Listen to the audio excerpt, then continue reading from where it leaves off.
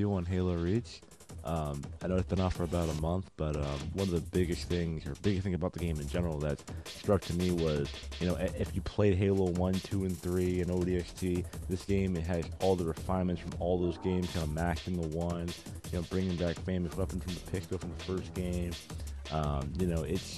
Really the pistol had the power it had in the first game. So, Halo Reach in general is, a very important game in the sense that, in this big climate of games that come out during the holiday season, for some people, they buy Reach, that's all they buy. And that's it. They have no other reason to buy anything else. But I think, with a solid single player, with your firefight modes, with your great deep multiplayer, that has so many modes and hours of fun. I think hours of entertainment for a lot of people. And you're not really going to see, you see games like that with Black Ops too. It has a lot of depth, a lot of things going on with it. I think Reach definitely, matches it, even Black Ops coming off this holiday season very well.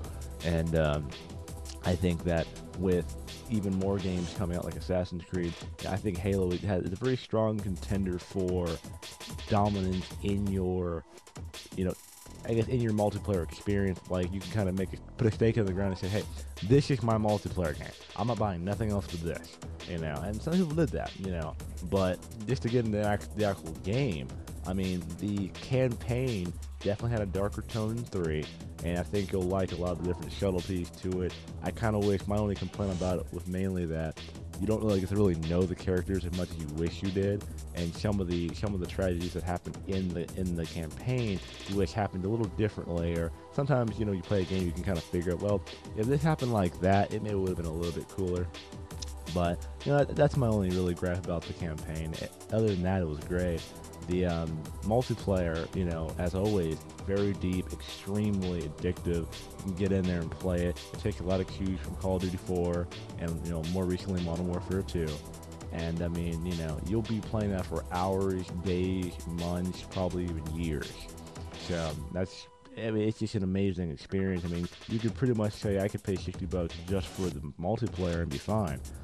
And after that, you have a very in-depth, even better, more well-established firefight mode, which is matchmaking firefight, and you can just get in with your friends and just play for just ridiculous hordes and levels of waves and waves and waves of reinforcements, and just an unbelievable sense of just, if you loved Horde from Gears 2, you'll love Firefight.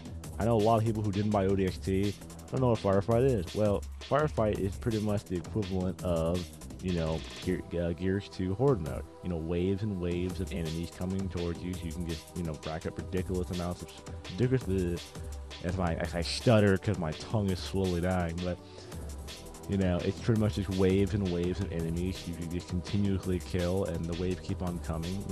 It's a bit different than Gears 2, though, because Gears 2, it goes up to wave 50, and the enemies get more and more difficult with added health, just like in Firefight, but it's scroll-based, and it's more like, it's sort of like rounds more than just waves. But you can just say the reinforcements are waves.